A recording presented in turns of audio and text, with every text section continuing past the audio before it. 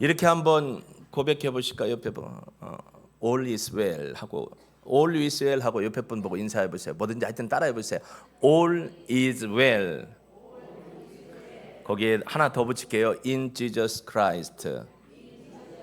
자, 그럼 같이 한번 문장을 만들어 볼게요. All is well in Jesus Christ. 시작. All is well in Jesus Christ. 예수 안에서 모든 것이 잘 될 줄로 믿습니다. 할렐루야.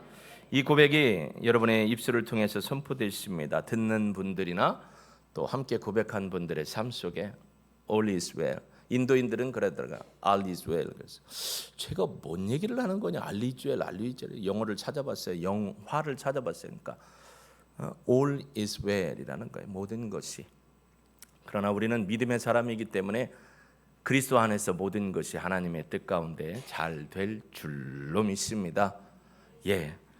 오늘 우리는 두 번째 예배를 하나님 앞에 드립니다. 진정한 예배자로 선다는 것이 무엇인가? 오늘 말씀을 통해서 우리가 함께 마음에 새기고 우리에게 주어진 삶의 모습을 살아낼 수 있기를 주님의 이름으로 축복합니다. 여러분, 모든 사람들은요 다 이 땅에 태어날 때 목적을 가지고 태어났습니다. 다른 말로 제가 한번 접근해서 질문해 볼까요? 여러분이 하셨던 일 평생, 아니면 여러분이 지금도 하고 있는 일, 그 일이 여러분이 하면 정말 행복하고, 야, 이 일 아니면 내가 뭔 인생의 재미로 살았을까, 일이 정말 기쁘다 하는 분 계시죠? 그렇게 웃는 건 목사님 그거 왜 물어요? 별로 아닌 것 같은데요 라고 답하는 것 같아서 제가 공감을 그대로 받아들이겠습니다. 사실은 우리는 어떤 일을 하든지 기쁨과 감사함으로, 그리고 그 일을 통해서 행복함을 누려야 합니다. 어떤 배우가 그런 얘기를 하더라고요. 나는 배우로서 대본을 받고 이 역할을 하면서 다른 사람들의 상황과 마음을 이해하고 그들의 모습을 그대로 풀어주면서 다른 사람들을 감동시킬 수 있는 이 배우의 길이 나는 정말 좋다. 그리고 나는 이 일을 할 때 너무 행복하고 기쁘다. 이게 나의 천직이다 라고 고백하신 배우가 있었습니다. 여자 배우인데요.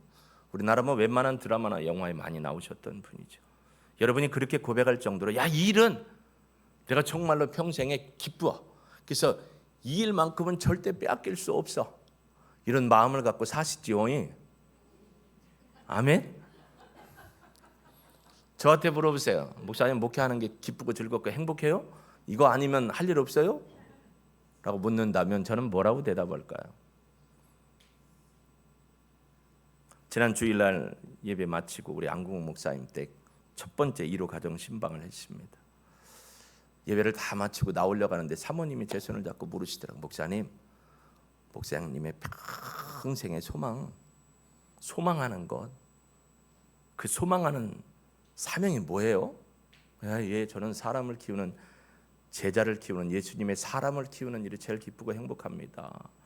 그것도 다 그렇죠. 근데 구체적으로 저는 우리 교회 올 때 저 안식교 예배당에 쳐서 땅을 우리 교회에 주십시오라고 기도했습니다. 할렐루야, 목사님 그래야죠. 저도 그거 기도하고 있어요. 그러시더라고요. 예, 하나님이 주시면 감사함으로 받아야죠. 할렐루야. 네, 이 빈자리 채우고 왜 대답을 안 하실까? 여러분, 우리 모두에게는 사명이 있습니다. 하나님이 이 땅에 보내실 때 여러분에게 주신 사명, 그게 목회의 현장이 될 수도 있고요, 여러분의 삶에서 소상공인으로서 삶을 살아갈 수도 있고요, 기술직으로 삶을 살아갈 수도 있고요, 공무원으로서 어떤 재능을 통해 살 수도 있고요. 우리에게 주어진 사명이 있습니다. 그 사명을 감당하기에 우리가 어떠한 마음과 어떠한 삶으로 접근하고 우리 인생을 살아가는가 다시 한번 돌아보기를 원합니다. 나는 왜 태어났지? 엄마 아빠가 실수해서? 나는 왜 살아가지? 무엇을 위해 살아가지? 무엇 때문에 내가 찾는 행복은 무엇일까라는 질문을 사실 여러분은 늘 할 것입니다. 근데 해답이 있던가요? 없는 것 같죠. 우리에게 있어서 해답은 성경 안에, 하나님의 말씀 안에 있음을 여러분 기억하시고 믿으시기를 주님의 이름으로 축복합니다. 요즘에는요, 대학교를 바로 졸업하거나 대학원을 바로 졸업했다고 취업이 되는 게 아니더라고요. 왜냐하면 경력자를 원해요. 그러다 보니까 우리 젊은이들이 스펙을 쌓거나 그런 그 경력이 자신이 취업할 수 있는 직장과 관련된 경력을 쌓기 위해 아카데미를 가거나 또 다른 현장에서 일을 하거나 하기도 하죠. 그래서 경력을 쌓느라고 2년 3년 하고 옮기고 2년 3년 하고 옮기고 최종적으로 내가 가고 싶은 내 재능과 내가 배운 것을 실현하고 싶은 직장에 원서를 냅니다. 그러면 원서를 받아서 원서를 이렇게 보고 사람을 뽑는 사람은 또 조건을 가지고 따지죠. 그래서 그게 잘 안 되니까 요즘에는 어떻게 하냐면 원서를 하나의 헤드헌터 기업체에 넣어요. 헤드헌터가 이걸 보고 그 사람의 이 조건과 이런 인재를 찾는 기업과 연결을 해주는 중매쟁이를 합니다. 헤드헌터라는 게 사실은 뭐냐면 우리나라 옛날에 추노꾼 있죠. 추노꾼. 어떤 사람이 의뢰해서 사람을 찾아오게 하거나 잡아오게 하거나 아니면 식인 동물을 잡아오는 사람들이었어요. 헤드헌터가 원래. 그러다가 이 잡아온 증거를 내가 그 사람을 뭐 죽였습니다. 내가 그 사람을 그 동물을 죽였습니다. 끝나면 안 되니까 증거물을 갖고 오기 위해서 헤드헌터 즉 목을 쳐서 그걸 의뢰한 사람한테 갖다 줬죠. 그래서 이걸 헤드헌터라는 말로 사용한 것이 오늘날 어떤 소개서를 내면 그 소개서를 가지고 헤드헌터 기업체에서 다른 기업체에 이 사람 이런 인재를 찾는 걸 소개해 주는 거예요. 그걸 헤드헌터라고 합니다. 이 헤드헌터가 보통은 의뢰자에게 연봉의 20%에서 30%를 받죠. 수익으로. 근데 이제 회사를 차리면 회사 밑에서 자기가 기본급에다가 자기가 일 처리하고 중매를 한 것에 의한 수당을 받고 인센티브를 받게 됩니다. 그래서 보통 헤드헌터 같은 경우는 연봉이 4천에서 1억까지도 간다라고 이렇게 얘기를 합니다. 뭐냐면 그 사람에게 맞는 일, 맞는 직장을 기업체와 사람을 연결시켜 주는 것입니다. 여러분이 이 땅에 태어날 때 하나님이 여러분에게 주신 맞는 일, 사명 이것을 우리에게 주었는데 우리가 이것을 망각하고 살았던 적이 있습니다. 근데 바울은 분명하게 우리에게 기억을 시킵니다. 당신의 사명은 이것입니다라고 이야기를 해주죠. 오늘 본문 말씀을 한번 같이 보실까요? 여러분 성경과 화면을 통해 함께 보시기 바랍니다. 같이 읽어볼까요? 우리는 그가 만드신 바라 그리스도 예수 안에서 선한 일을 위하여 지으심을 받은 자니 이 일은 하나님이 전에 예비하사 우리로 그 가운데서 행하게 하려 하심이니라. 아멘. 제가 쉬운 성경으로 한번 읽어드리겠습니다. 에베소 2장 10절. 우리를 창조하신 분은 하나님이십니다. 그리스도 예수 안에서 우리를 새 사람으로 변화시켜 착한 일을 하게 하신 분도 하나님이십니다. 하나님께서는 우리 안에 이미 오래전부터 선한 일을 계획해 놓으셨습니다. 우리의 삶이 선하게 되도록 그렇게 계획해 놓으셨습니다. 아멘. 이거를 이제 원문적으로 한번 우리가 접근하면서 오늘 우리에게도 하나님이 사명을 주셨다. 저나 여러분이나 모두가 다 사명을 받은 존재다라는 것을 깨우치고 우리 2025년의 삶을 좀 믿음으로 확신 있게 소망 가운데 살아갈 수 있게 되기를 예수님의 이름으로 축복합니다. 우리는이라는 건 안 믿는 사람이 아니에요. 믿는 믿음의 공동체, 믿음의 식구를 얘기하는 겁니다. 모든 창조된 사람을 얘기하는 게 아니에요. 왜냐하면 우리는 그가 만드신 바라. 요 만드신 바라라는 단어가 뭐냐면 포이에마라는 단어예요. 이미 여러분 들으신 분이 있을 겁니다. 포이에마라는 건 재창조를 얘기합니다. 새롭게 창조하다. 오늘 목사님이 드디어 마시각구나. 하나님이 창조하셨는데 무슨 뭐 재창조를 또 했다고 이단 나무랭이 같은 소리를 하느냐라고 생각하신다면 안 돼요. 우리는 구원받은 우리 믿음의 백성들. 사실 바울이 얘기하는 건 로마 감옥에 갇혀 있으면서 본인들과 함께하는 믿음의 사역자들과 이 편지를 받는 에베소 교회 성도들을 향해 우리라는 공동체 의식으로 얘기합니다. 우리 구원받은 믿음의 백성들은 하나님께서 만드신 바 포이에마 새로운 창조물 새 창조를 통해 만들어진 존재들이라고 얘기하는 거예요. 그리스도 예수 안에서 선한 일을 위하여 지으심을 받았다. 우리를 왜 하나님이 새롭게 창조한 포이에마로 만드셨냐면 하나님의 선한 일을 하도록 하기 위해서 하나님께 지으심을 입은 수동태 표현이죠. 하나님이 지으신 것을 얘기하는 거예요. 그러니까 우리는 하나님의 새로운 창조물로 새롭게 창조됐어요.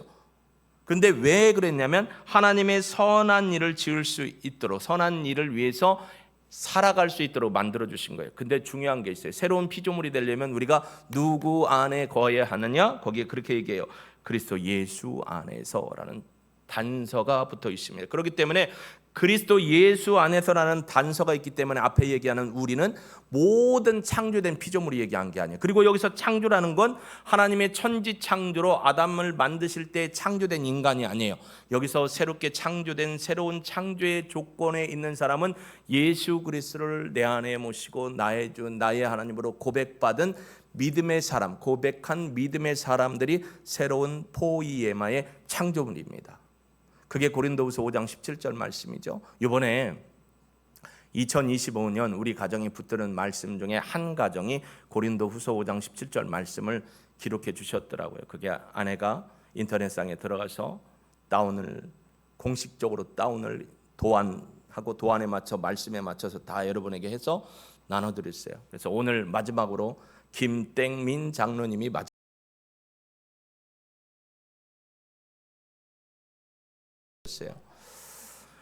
자, 고린도후서 5장 17절 말씀 우리 같이 한번 읽어봅니다. 시작. 그런즉 누구든지 그리스도 안에 있으면 새로운 피조물이라. 이전 것은 지나갔으니 보라 새 것이 되었도다. 잘 보세요.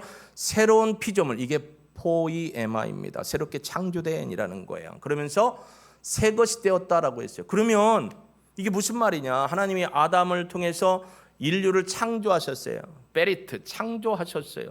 그런데 여기 또 창조하다라는 포이에마라는 단어가 히브리어를 헬라어로 음역하여 바꿀 때 포이에마라는 단어를 썼어요. 이 만들다라는 건 포이에마는 두 가지 뜻이 있어요. 첫 번째 아까 얘기한 대로 천지 창조할 때 창조에다가 포이에마로 헬라어로 음역되고, 두 번째 하나가 있어요. 구원을 얻다라는 단어가 포이에마와 소조라는 단어와 함께 맥을 같이 하는 거예요. 그러니까 좀 전에 있었던 말, 누구든지 그리스도 안에 있으면 새로운 피조물이 됐어요. 그럼 새로운 피조물의 조건이 뭐냐면 2장 1절부터 9절까지 나와 있는데 2장 1절과 2절에 보면 이렇게 얘기합니다. 여러분 에베소 2장 1절과 2절 한번 보실까요? 그런즉 누구든지 그거 말고요. 에베소 2장 1절 2절. 여러분 성경 보고 함께 따라오시기 바랍니다. 에베소 2장 1절과 2절인데 같이 읽습니다. 그는 허물과 죄로 죽었던 너희를 살리셨도다. 그때의 너희는 그 가운데서 행하여 이 세상 풍조를 따라 공중의 권세 잡은 자를 따랐으니 곧 지금 불순종의 아들들 가운데서 역사하는 영이라. 자, 2장 1절에 보면 그는, 예수님은 허물과 죄로 죽었던 너희가 누구예요? 바로 믿음의 공동체인 에베소 교회 성도를 얘기하는 거예요. 허물과 죄로 죽었던, 그게 뭐예요? 우리는 아담의 후손으로 태어났어요. 그러니까 아담의 후손으로 태어난 모든 사람들은 선한 일을 할 수 있는 자격이나 존재가 아니에요. 어떤 사람들은 전도하다 보면 뭐래요? 나는 착하게 평생을 살았다고 죄 없이 살았대요. 그럴까요? 아니죠. 허물과 죄로 죽었다라는 것은 옛 과거의 옛사람을 얘기하는 겁니다. 그래서 2절에 보면 그때의 허물과 죄로 죽었던 너희가, 그때에 너희는 너희 그 가운데 허물과 죄 가운데 살아서 이 세상 풍조를 따르고 공중의 권세 잡은 자를 따르고 불순종의 아들 가운데 역사하는 영을 따랐다. 그러니까 하나님을 불순종하는 죄와 허물 가운데 살았던 존재였어요. 그랬던 그 바로 너희들이 누구 안에서?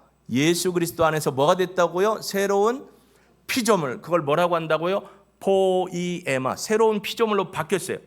예수 그리스도 안에서 새로운 피조물이 됐다는 것, 옛 과거의 허물과 죄로 죽었었는데 이제는 이것이 예수의 이름으로 원죄가 끊어지고 예수의 보혈의 능력으로 말미암아 새로운 피조물, 즉 구원받은 하나님이 백성이 된 줄로 믿습니다. 그게 누구라고요? 여러분이에요. 저고요. 그것을 새로운 피조물이라고 하는 겁니다. 그래서 포이에마라는 단어가 너무 귀중한 거예요. 여러분, 우리의 힘으로 새롭게 된 게 아니에요. 우리의 노력으로 새롭게 된 게 아니에요. 하나님께서 예수 그리스도를 통해서 우리를 새로운 피조물로 만들어 주셨습니다. 근데 이 피조물이 되게 하신 이유가 있다라는 거죠. 그게 사명이라는 거예요. 거기 보니까 그리스도 예수 안에서 선한 일을 위하여 아가도이스, 원래 원어는 아가도스, 선한 일. 이 선한 일이 뭐냐 이거예요. 여기서 말하는 선한 일, 아가도스, 선한 일이 뭘까요? 세상 사람들이 말하는 선한 일일까요? 그게 아니니까 바울이 얘기했겠죠. 아가도스, 이 아가도스라는 거. 사실요, 로마서 7장 18절과 19절에 보면 바울도 그렇게 얘기합니다. 우리는 기본적으로 선할 수가 없다. 아담의 후손으로 태어난 우리가 어찌 선할 수 있느냐. 그래서 로마서 7장 18절에 이렇게 얘기합니다. 내 속 곧 내 육신에 선한 것이 거하지 아니하는 줄을 아노니 원함은 내게 있으나 선을 행하는 것은 없다.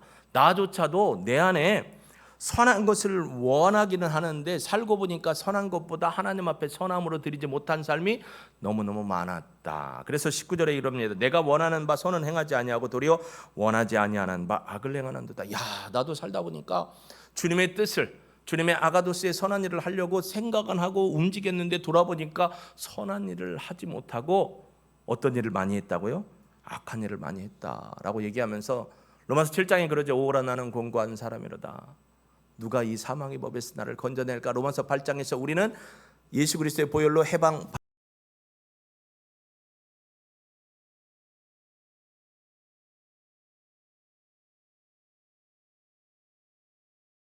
행할 수 있는 줄로 믿습니다. 그러니까 누가 할 수 있다고요? 여러분이 할 수 있는 거예요. 여러분 이런 때 고백할 때는 내가라고 확실하게 고백하셔야 돼요. 그 믿음의 고백을 예배 시간을 통해 하나님이 지금 받으시기 때문이죠. 선한 일을 할 수 있다. 그래서 선한 일을 위하여 지음을 받았느니 이 일이 선한 일이에요.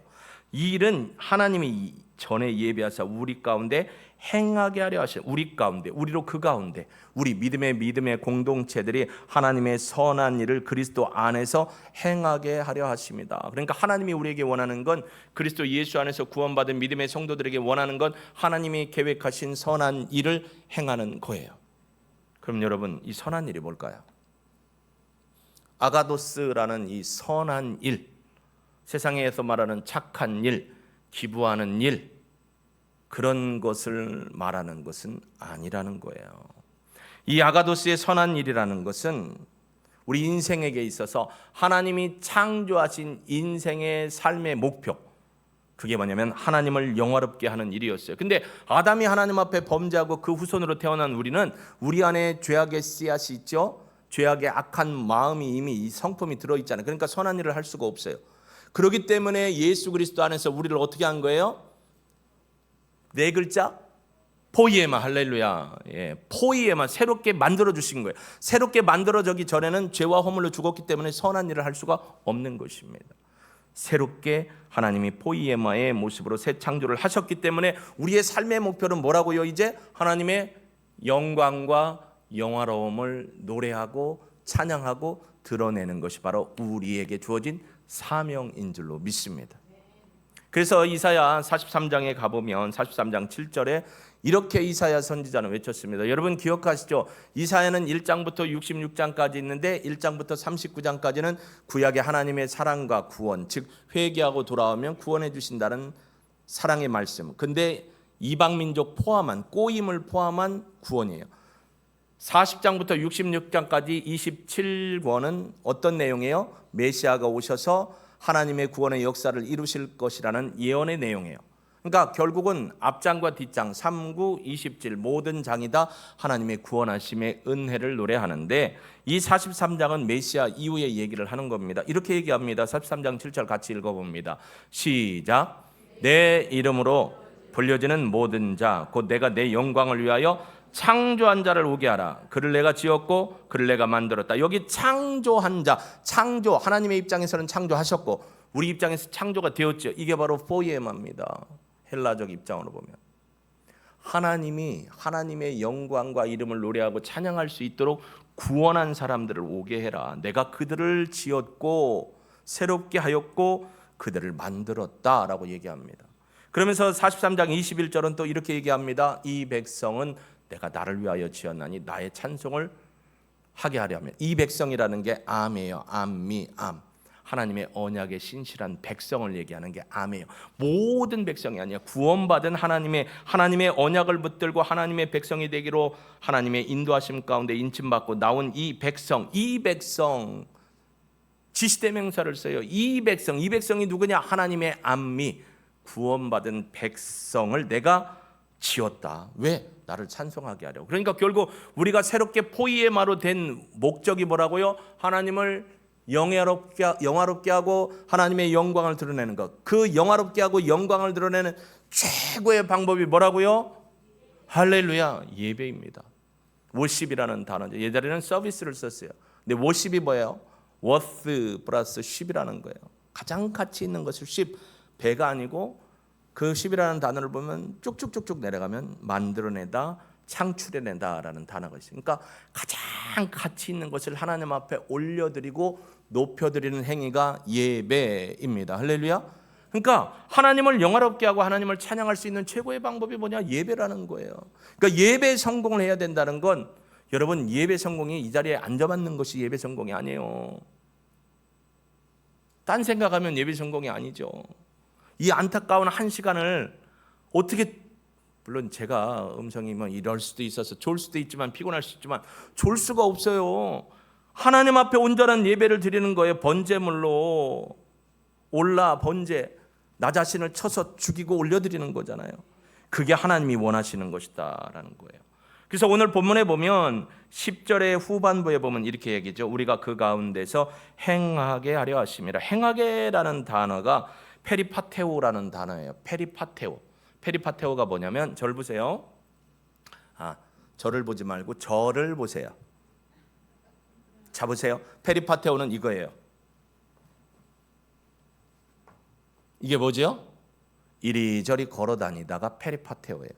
행하다라는 것은 하나님이 우리에게 주신 사명을 위해서 내가 삶의 자리에서 살아가는 곳곳에서 하나님의 영광의 목적을 위해서 살아가는 것, 행하게 하다, 이게 페리파테오예요. 그러니까 그냥 살아가는 게 아니고 하나님이 우리를 재창조하신 목적대로 목적에 준하는 삶을 6일간의 삶의 예배 현장에서, 주일날 함께 모이는 공동체의 삶의 예배에서, 바로 이곳에서 하나님을 영화롭게 하는 삶을 예배로 올려드리는 게 페리파테오예요.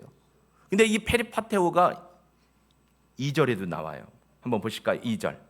다시 한번 화면 부탁드립니다. 2절.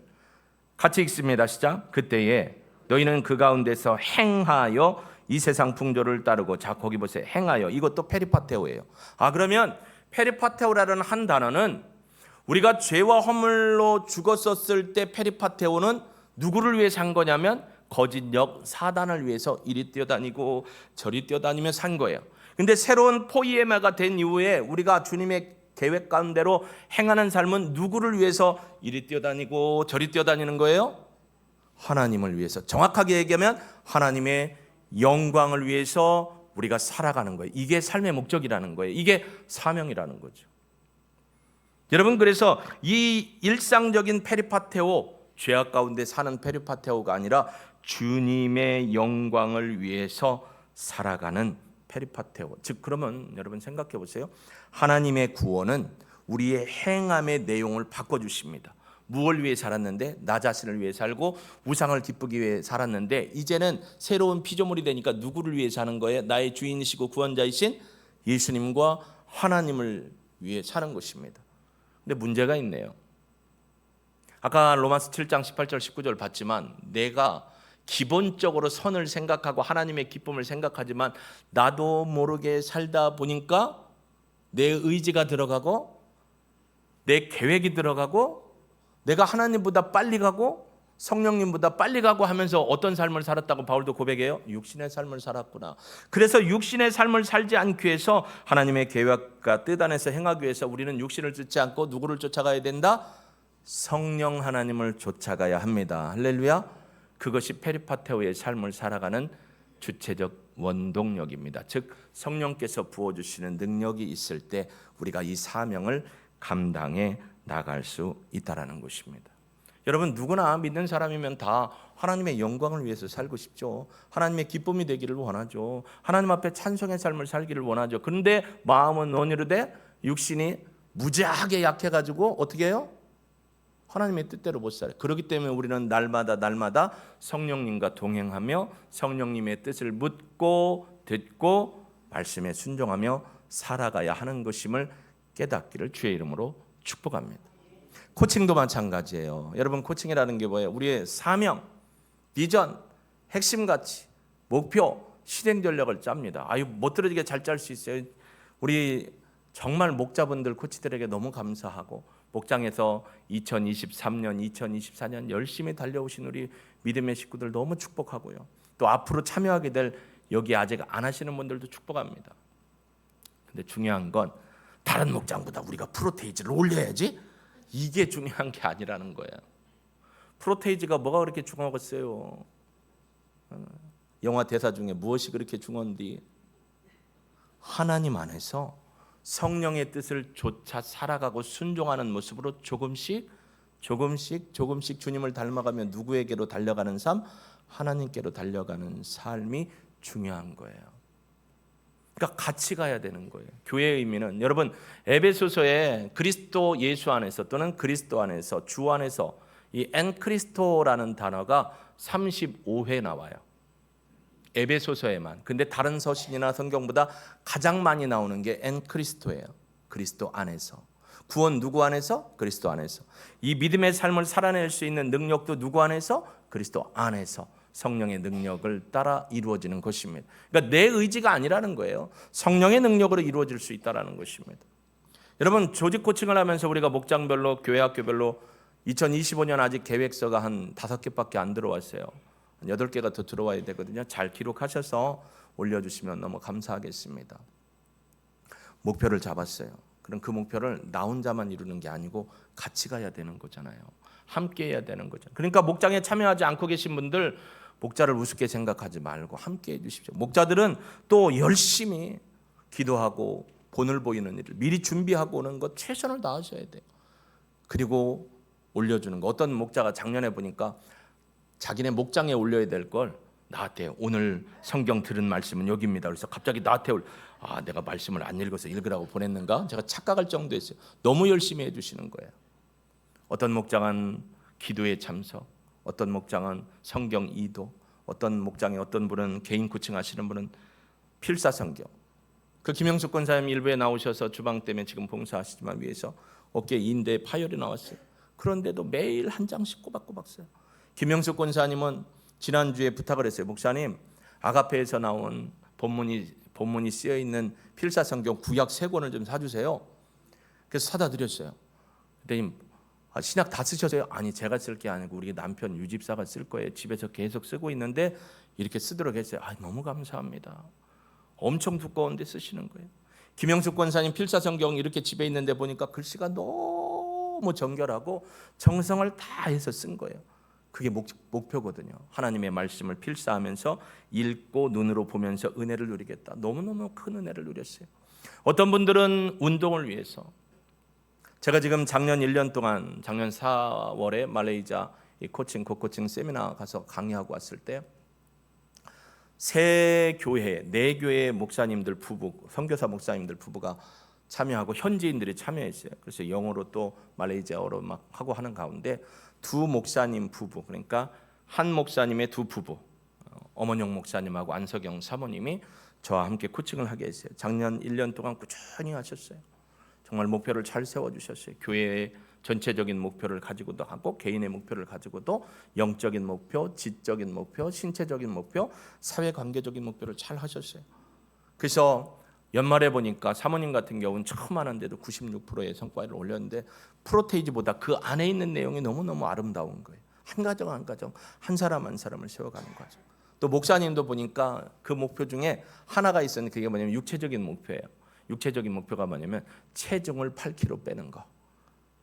그래서 왜요? 했더니 그분의 특징이 뭐냐면 말레이시아도 다른 나라 못지않게 향신료의 향이 좀 짙어요. 시골로 내려가면 향신료가 세서 못 드시는 분이 많이 있거든요. 그분은 코가 고장났는지 하여튼 아무 냄새가 안 나는데 그래서 땡기면 다 드신대요.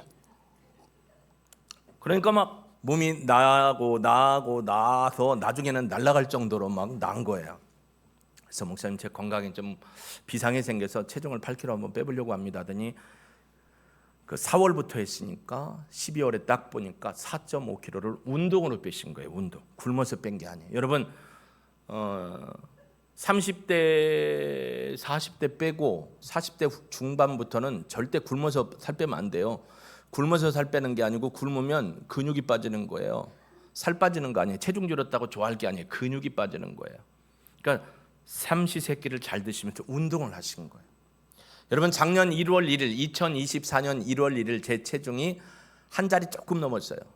얼마였을까요? 한 자리. 그럼 나오는 게 답이죠. 100.5. 2024년 공개적으로 다 오픈하는 거예요. 뭐 영상을 통해서 나가고 있으니까. 근데 작년 12월 31일 저의 체중이 93.7이었어요. 박수 칠 건 아니고요. 오늘 새벽에 또 올라갔어요. 93.4였어요. 여기서 체중 관리를 하고 운동하고 식단 조절을 했어요. 제가 허리가 아프니까 사실은 운동을 많이 일주일 내에 했더니 의사 선생님이 목사님 일주일 내에 하면 죽어요. 3일만 땀 흘리시고요. 허리 무리 되지 않게 해주십시오. 제가 허리 운동을 하면서 뱃살 뺀다고 훌라후프 두꺼운 거 이렇게 그 여기 찔리는 거 있는 거 그걸 갖고 좌로 돌리고 우로 돌리고 1시간을 하면 20분 하고 또 이렇게 양쪽으로 돌리거든요. 그랬더니 그게 허리에 무리가 더 온 거예요. 아무리 염증 치료를 넣는 주사를 놔도 아픈 거예요. 그래서 한 보름을 빼봤어요. 운동 중에 훌라후프를. 그랬더니 허리가 덜 아프더라고요. 그래서 저도 사실은 작년 코칭 목표에서 목표를 달성을 한 거예요. 영적인 목표를 위해서 원어 성경 읽고 영어 성경 읽고 그다음에 듣는 성경 읽고 공부하면서 1번 읽고 4번 하고 듣는 성경 10번 다 하고 책 도서 읽는 거 1년에 보통 다른 도서 말고 목적을 가지고 항목을 정해서 읽는 거 24권 읽는 거 또 도전하고 여러분 그러면서 조금씩 하나님 앞에 세워져 가고 있습니다. 여러분을 하나님이 사명을 감당할 수 있도록 불러주신 건데 그것을 위해서 성령님이 여러분에게 능력을 주십니다. 그런데 그 능력을 행하기 위해서는 분명한 지난주에 우리에게 했죠. 타깃, 목표가 있어야 돼요. 그게 목장별로 코칭의 목표가 필요합니다. 개인적 코칭을 하고 계신 분도 필요합니다. 저도 그렇습니다. 그 어머영 목사님과 안석영 사모님도 선교사님들도 목표를 위해서 꼭 어제 한 분, 오늘 한 분, 두 분이 다 2025년 목표와 실행 전략을 다시 이렇게 올려주셨어요. 여러분, 그래서 우리에게 중요한 건 하나님이 주신 사명이라는 목표를 향해 달려갈 때 우리에게 필요한 것이 무엇인가 계획을 세우는 건 너무 중요해요. 그러나 더 중요한 건 성령님의 능력을 따라서 이러한 일을 살아가는 것이 중요하다라는 것입니다. 목표가 없으면요 두루뭉실해요. 그러면 내년도에 뭐하지? 올해 뭐하지? 이거 하면 뭐 되겠지. 연말에 가면 뭐예요? 올해도 또 그냥 간 것 같네. 이럴단 말이에요. 그러니까 분명한 목표와 데이터. 우리는 매달 목자들과 함께 여러분이 한 것을 데이터로 보고하고 함께 기도하고 보완점을 잡고 또 한 번 도전하고 이러면서 재작년과 작년을 달려왔습니다. 여러분 함께 해주십시오. 개인에게도 똑같습니다. 근데 제가 여러분 일일이를 다 못 해주는 거예요. 그래서 코치를 세우고 목자를 세워서 함께 가는 겁니다. 제가 어제 읽었던 책 중에 책 내용 중에 이런 내용이 있습니다. 영적 성장 단계별 제자 양육 중에서 제가 읽다가 이 부분을 딱 발견해 왔어요. 성장 과정에서 이끌어주는 사람이 없어서 거의 성장하지 못하는 사람들이 있다. 성장하는 과정인데 그 과정에 리딩해주고 포인트 잡아주고 할 코치, 즉 믿음의 코치예요. 세상의 코치가 아닙니다. 믿음의 코치가 있어야 성장하여 올라갈 수 있다는 거예요. 그게 영적인 지도자인 목회자일 수도 있지만 여러분에게 있어서 목자의 코치가 그럴 수 있어요. 어떤 분들은 나이 많고 경험이 많은 사람만이 코치가 된다고 생각하지만 그건 아니에요. 수평적인 관계입니다. 우리 교회에서 말하는 코칭은 수평적인 관계입니다. 성령님과 코치이가 비코치가 함께 성령 안에서 해나가는 겁니다. 그래서 순종하는 마음이 생기는 거예요. 그래서 함께하는 마음이 생기는 겁니다. 여러분 올해의 목표가 무엇입니까? 목장마다 코칭의 목표들이 있습니다. 참여하지 않는 분들 꼭 참여하십시오. 함께하십시오. 같이 커가야 합니다. 왜냐하면 에베소는 바울이 빌립보 감옥에 있을 때 AD 60년, 62년 이 경우로 보고 어떤 경우는 61년에서 63년으로 봅니다. 여하튼 2년입니다. 있으면서 에베소 교회에 편지를 합니다. 예수님이 돌아가신 AD 30년 4월 7일 금요일 날 돌아가시고 나서 30년 조금 지났습니다. 아직 교회에 조직력이 없습니다. 교회의 제도들이 잘 세워지지 못한 상황에서 교회가 하나 되어야 한다. 이방인 그리스도인, 이방인 출신 그리스도인, 유대인 출신 그리스도인이 합력하여 선을 이루어 온전한 교회를 세우기 위해서 하나 되어야 한다를 강조하는 거예요. 그 하나됨은 어디에서 이루어져야 하느냐? 그리스도 예수 안에서. 할렐루야. 여러분의 목장에 참여해서 코칭 목표와 목장의 나눔들을 함께하는 것이 그리스도 안에서 함께 건강하게 세워져 가는 겁니다. 왜냐하면 교회의 머리는 예수님이시고요. 예수님을 통해서 우리는 생명과 유기 관계를 가진 조직체입니다. 교회는 이게 교회가 아니에요. 이건 건물이에요. 예배당이에요. 우리 모임의 공동체가 바로 교회입니다. 우리는 생명력이 있어야 돼요. 자라가야 돼요. 성장해 가야 합니다. 누구 안에서? 예수 그리스도 안에서. 그래서 여러분이 목장별로 세우는 목표들을 성령 안에서 기도하면서 함께 동역해 주십시오. 나 하나 빠지면 어때? 아니요, 같이 가야 돼. 아프리카 속담에 있는 것처럼 뭐예요? 빨리 가려면 혼자 가고 오래 멀리 가려면 어떻게 하라고요? 버스를 타고 가라? 같이 가라. 같이 가야 돼요. 여러분의 옆에 계신 분이 동역자고 가족입니다. 같이 가야죠. 목회자가 혼자 다 하는 게 아닙니다. 같이 가야죠. 함께 가야죠. 여러분, 어떤 드라마의 대사에 이런 게 있습니다. 동화책에 나온 거예요. 길은 모든 것을 기억한다. 그게 여러분이 평생에 살아온 재능의 길, 하나님을 위해 섬겼던 길, 말씀 훈련의 길, 섬기고 봉사했던 그 믿음의 그 길을 다 기억하는 거예요. 그래서 그걸 주님이 아시는 거예요. 그리고 주님이 여러분이 하나님 앞에 드려지는 사명의 삶을 살 때 하나님의 권능으로 여러분을 사용하시는 줄로 믿습니다. 여러분, 제가 중학교 2학년 때 체육 시간에 배웠던 것 절대 잊어먹지 않는 헨리의 기억고 이론. 그게 뭐냐면 운동선수들은 꾸준히 반복 훈련을 해요. 그렇죠? 시행착오를 겪으면서 이렇게 했을 때 어떻게 해서 잘 되는 쪽으로 반복을 합니다. 근데 그게 뇌리의 뉴런, 세포의 신경에 기록이 돼 있어요. 그래서 반복했던 게 나중에 나와요. 여기에도 보면 탁구 잘 치는 우리 장로님도 집사님도 계시거든요. 한 교회에서 10여 년 안 쳤죠, 탁구 한. 근데 탁구채 잡고 한 20분 풀면 어떻게 나오죠? 그대로 나오죠. 이게 헨리의 기억고 이론의 한 증명입니다.